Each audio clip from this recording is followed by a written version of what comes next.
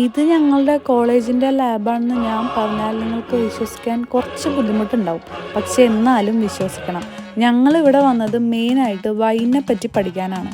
നമ്മുടെ നാട്ടിലൊക്കെ കണ്ടുവരുന്ന ഒരു ടിപ്പിക്കൽ ലാബ് മനസ്സിൽ വിചാരിച്ചാണ് ഞാൻ അങ്ങോട്ട് ചെന്നത്. പക്ഷെ അവിടെ ചെന്ന് അവിടുത്തെ ആൽക്കഹോളിക് ഡ്രിങ്ക്സിൻ്റെ കളക്ഷനും അവിടുത്തെ ഫെസിലിറ്റീസൊക്കെ കണ്ടപ്പോൾ ശരിക്കും ഞാൻ ഞെട്ടിപ്പോയി.